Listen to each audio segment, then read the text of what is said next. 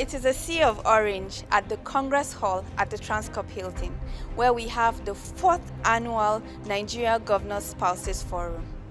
This year's theme is Youth Allies, Bridging Generations to End Violence.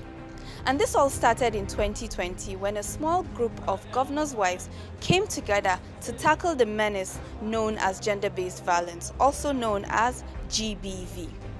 And since then, the name has been changed to Nigeria Governors Spouses Forum. And of course, this is in the hope that we have a female governor in the nearest future on our horizon. As the forum comes together to tackle the menace that is GBV, Nigerian governors' spouses have arrived and are settling in. It is indeed an honor and a great pleasure to welcome you, Excellencies, and our esteemed guests and participants to the occasion of the 4th annual conference of the Nigeria Governors Spouses Forum. I commend members of the forum for all our laudable and impactful interventions to support the efforts of our spouses in our respective states. The Nigeria Governors Spouses Forum has in the last 4 years actively engaged in advocacies and plausible engagements, partnerships and collaborations towards ensuring that Nigerian women and girls are positioned to harness their full potentials while leading sensitization and awareness to mitigate concerns of sexual and gender-based violence in Nigeria. Notably in this drive, the Nigeria Governors Spouses Forum amplified advocacies that led to the declaration of the state of emergency on sexual and gender-based violence by the Nigeria Governors Forum. It gives me great pleasure to be here this morning as we mark our 4th conference as Nigerian Governors Spouses Forum. If you remember, for those of you who have been on this journey with the forum, we started out as Nigeria Governors' Wives Against Gender-Based Violence when we invited you to this room in 2020. And that was because it was just for a handful of governors' wives who had expressed an interest in working on GBV issues. And then when it became apparent that every First Lady felt that they had a role to play, we decided to make it a flagship program of the Nigerian Governors' Wives Forum. The chairman of the Nigeria Governors Forum, His Excellency Abdulrahman Abdulrazak, Governor of Kwara State, underscored the importance of blending the new and the old beliefs to drive the required change. The older generation must be deliberate in blending our understanding of various phenomena with our own beliefs and approaches to such issues. That way, we can get them to own this campaign. We really must get them to own the campaign and deploy effectively the digital skills to make it work. Regardless, we believe that Nigerian Governors Spouses Forum has over the years played key roles in helping to drive the national narrative around the issue of gender-based violence, gender parity, women and girl-child empowerment. Your Excellencies, distinguished ladies and gentlemen, this year's conference is another success story, if I may say so. We believe that the forum and all of us will rise from this conference better equipped to prosecute the campaign for a more effective and inclusive society. A society that is all inclusive. Now, when I got the invitation to this event, the first thing I noticed was the change in nomenclature to Nigerian Governors Spouses Forum. Now, this clearly indicates that, well, you're ready for men to join this club. So, we look forward to fruitful deliberations, and thank you very much.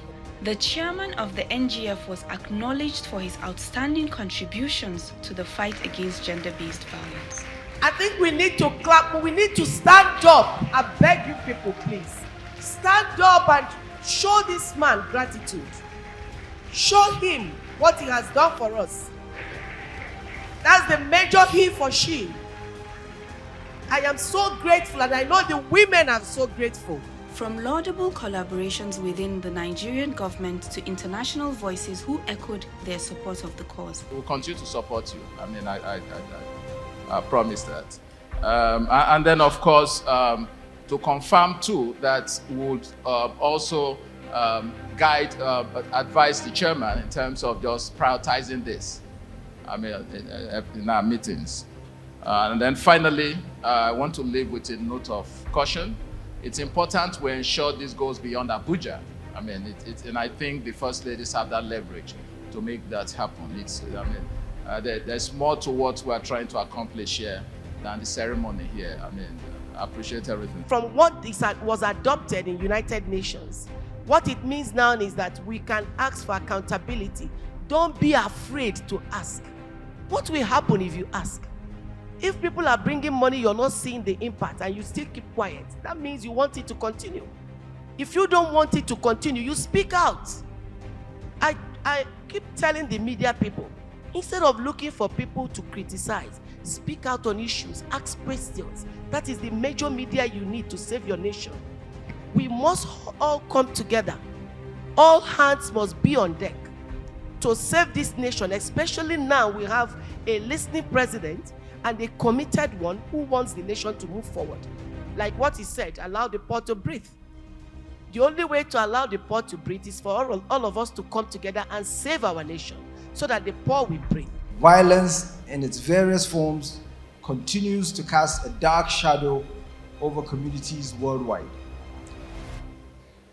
It is an adversary that knows no borders, respects no age, and disregards the sanctity of life.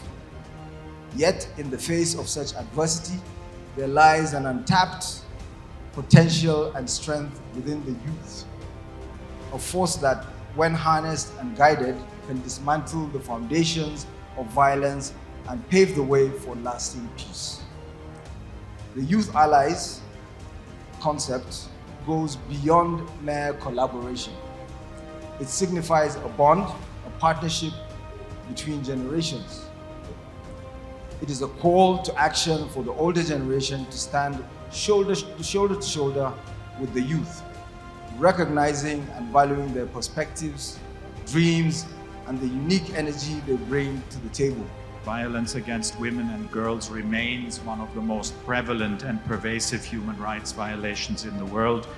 In fact, we know that in Nigeria, the Demographic and Health Survey suggests that 30% of Nigerian women and girls aged 15 to 49 have been victims of sexual violence.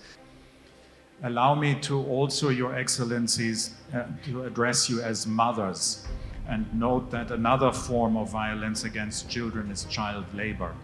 The incidence of child labor in Nigeria has been on the rise in recent times, unfortunately. The Federal Ministry of Labor and Employment in 2022 last year puts the figure at more than 15 million children in child labor. The accomplishments of the governor's spouses, both as individuals and as a collective, are truly an example for other nations to follow. It was such a pleasure to meet this group recently and share our common values and common development goals. I am proud to say that, like the Nigeria Governor's Spouses Forum, USAID reaffirms that gender equality and women's and girls' empowerment are fundamental for the realization of human rights and key to effective and sustainable development outcomes. I would also like to take this opportunity to highlight the progress that has been made and recognize the very important work that has been done by the Nigeria Governor's Spouses in doing the work that the forum has been doing, which led to the declaration of the state of emergency against sexual and gender-based violence, which was recognized throughout the world. I'm not going to give you all the statistics. We'll hear those. They're awful. But they're real. And I think sometimes we come to events like this and we think that sexual and gender-based violence, violence against youth, are things that affect other people. But they're things that perhaps affect your friends and colleagues, the women in your office, your nieces, your nephews, your sisters, and perhaps worse, your daughters. So to me, the initiative that you have taken in developing the Nigeria Governors Spouses Forum is particularly important because you are making a difference. Your role, your ownership, and your imperatives in this important subject. We all know that gender-based violence remains one of the worst forms of human injustices that affects both men and women, with grave consequences, particularly for women and girls across the world. We know that violence not only emasculates its victims, but also robs of agency, voice, and power, unless we stop it, and we can stop it collectively. Several factors have been proffered as a cause for GBV, including culture, religion, patriarchy, and of course, gender inequality. And that's why today we are here at this high-level dialogue on sexual and gender-based violence organized by the Nigerian Governors Spouses Forum with the theme Youth Allies, Bridging Generations to End Violence. Each state got to exhibit products and items that thrive in their various states.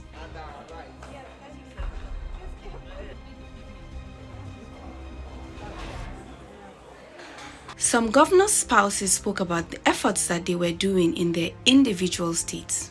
I want to touch on the theme for this year, of course, which is Youth Allies, Bridging Generations to End Violence. What exactly has the forum done, and of course you personally too, you can add some on how you want to tackle this, how to involve the youth more so they understand the importance of this? Basically, I've started second chance education. You know, our young girls who get pregnant at the early age, they stop the education. Maybe their parents will get angry and say, I'm not going to train you since you are useless. So I've started by setting up a second chance education, which is mass literacy.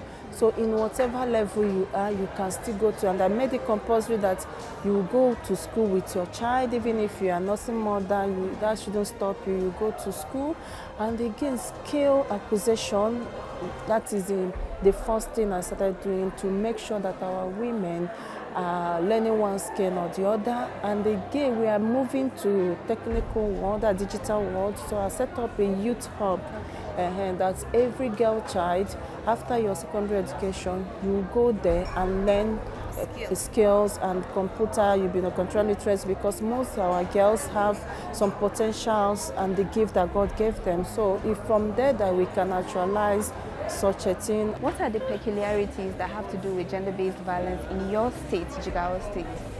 Thank you very much, and I'm very much grateful to be here. So the cases that is rampant in terms of gender-based violence in my state is rape and a few cases of sodomy, which is quite unfortunate. Do you think it is affected by how young the girls are? Are there older women that go through this as well, or is there a specific age group that have gone through this gender-based violence? Yes, it mostly affects younger girls. Yes. And what are you doing in your state to encourage the girls to share information? I mean, our theme today is Youth Allies, bridging the gap, the generation gap to end violence. So what are you doing in your state to make sure that young children are aware of this violence out there and how to tackle it? The first thing we did in my state when we came into power is that to make education compulsory for girls' child from primary to secondary school, and it is free. And also when you are going higher to further your education, if it is in the institution owned by the state, it is also free for girl child. Yes, to obtain your NCE, your degree is free for a girl child in Jigawa State. The conference provided a platform for engagement and collaborations. We looked at justice, how to seek for those rights within the family.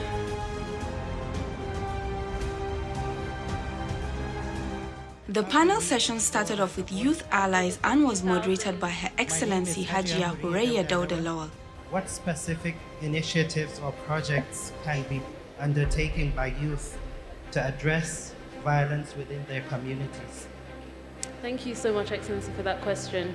So for me, I started my own journey as a young activist by hosting an event in my university. I received a small grant from a women's rights organization, and that allowed me to go into my university and speak about female genital mutilation.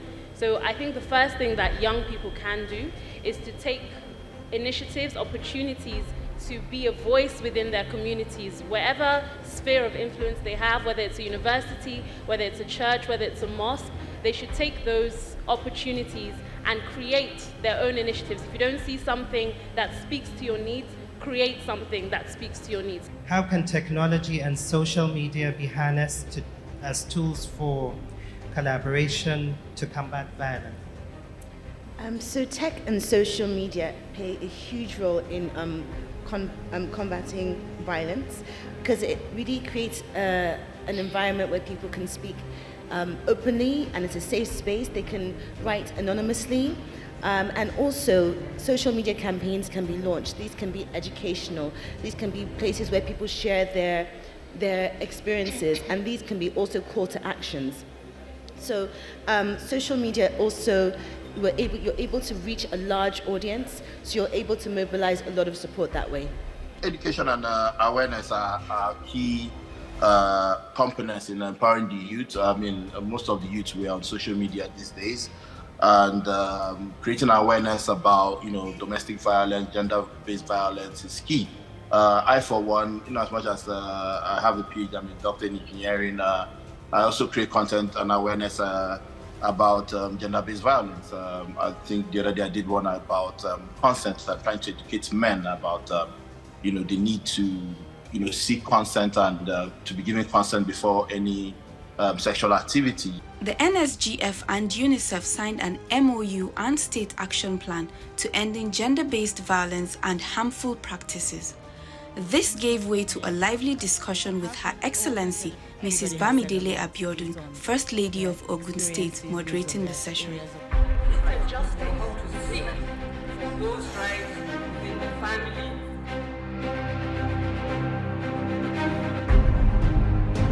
Fine young girl, love a day for body. This thing they call love, na serious affair. Make you think well before you agree. I beg you, if you love life, you go wait for me. It is, we've talked, my sister here has talked about what organizations are doing, but I'd like us to look at ourselves and consider what we are doing. You'll be very surprised that not many of us have children about sex education. They're going to get it, and they're going to get the wrong information. You have no control over that. I was so much for girl child. God gave me only boys. And yeah, he did that on purpose. Go deal with it. So I was happy when boys were mentioned here, because boys are critical to what we're doing. If you lift up the girl child, you don't lift up the boy child, you're going nowhere. Yeah. Those are their husbands. Yeah. So we must do this together, this education, this talking, and we must take it to the schools, that they open this conversation of talking about boys and girls, what is good to do and what is good not to do. I mean, this song that I sang in the 1990s, people are still singing it. You get on buses in Lagos State and they're using it. And we're so happy about that. So we have to look at ourselves as individuals. What am I doing? What have I done? What can I do? How many people in my community can I reach? Auntie Joke Silva, yes. What role can art, culture, and media play in raising awareness about violence and promoting intergenerational collaboration in violence prevention from the perspective of older generations? Thank you, Excellency, for that question. The creative economy, which is where art and culture belong to, our job is to tell stories. And through storytelling, there's a lot that we can do about gender-based violence and about intergenerational communication on gender-based violence and sexual violence. Let me explain by telling you a very short story. The story is about a lovely young girl who has a fantastic relationship with this boyfriend that they've been dating each other for years, and they're so in love and everything, and hey, she gets pregnant. You know how these guys are. They always expect the woman to take care of the situation. They don't remember that they can help by wearing condoms. So she gets pregnant, and they're both in school. They're about to get into their final year. They're panicking and all that, and they go to a side doctor, to a quack, and she gets an illegal abortion. And fast forward many years, she can't have any more children. Now, those two stories are stories that were told in a TV series called Owuro Lojo. And there were other stories that were told, but the arts, it travels. Entertainment travels. And there's so many things that have been discussed in those two stories. First of all, how important it is, as Auntie said, that we have constant conversations with our children. Not just the girls, but the boys. Whether we like it or not, they will experiment. The more we tell them, the more we have discussions about sex, the more they will learn how to protect themselves. Thank you very, very much, our panelists. I'll just summarize a little. We've gotten a lot of, everybody has said a lot based on their experiences, based on their areas of specialization. But what is clear is that the narrative on sexual and gender-based violence is changing. Now it is something that people talk about. It is more open. People are not afraid to talk about it. You're not alone, like Dr. Kemi said. Any woman that is going through any form of violence, and like Auntie Onyeka said, it's not just the beating that is the violence. There's the emotional one, which a lot of people suffer, and they suffer in silence. There's a financial one that many women are not able to make decisions because they don't have the financial capacity or capability to be able to make important decisions for themselves. You know, now we know that there is support. We know that look at our mommies, look at our aunties, look at everybody. There's support. You just need to reach out and you get support. And the youth these days are very expressive and they're open to learning. And the older ones, we the older ones, are there to support them. After an engaging day at the Transcorp Hilton, the 4th annual conference of the Nigeria Governors Spouses Forum on Gender-Based Violence was not just a conference, it was a collective pledge, a call to action.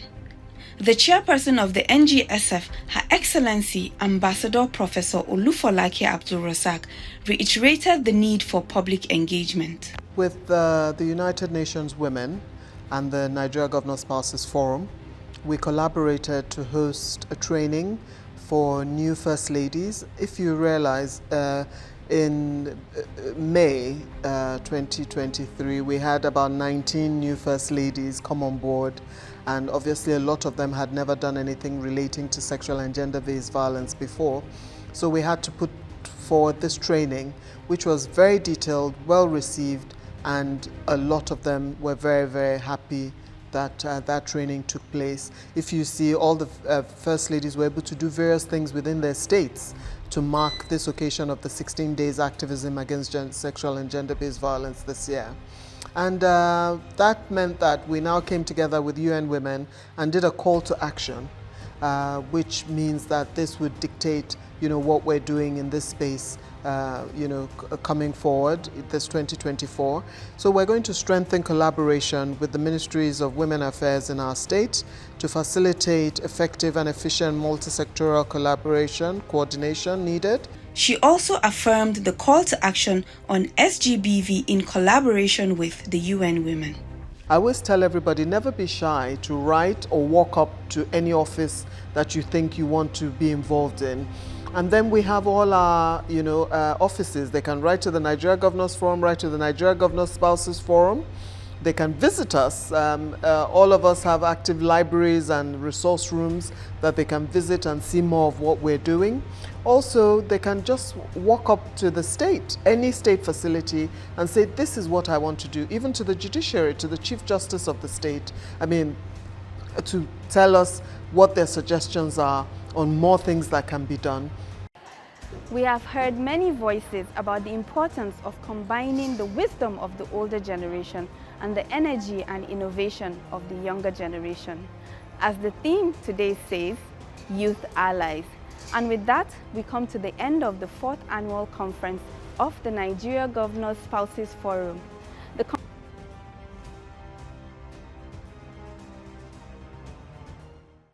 Don't be sad, understand, that everybody has a day when the sun stays away, Take heart, come on, in a new tomorrow. A little more love each way makes for a brighter day, Never need worry, let one love set you free. Help me sing it, people, come on now.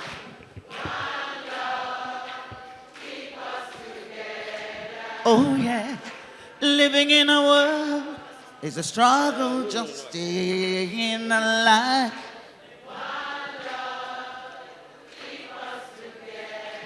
Yes, it will. Living in a world, it's a struggle just staying alive.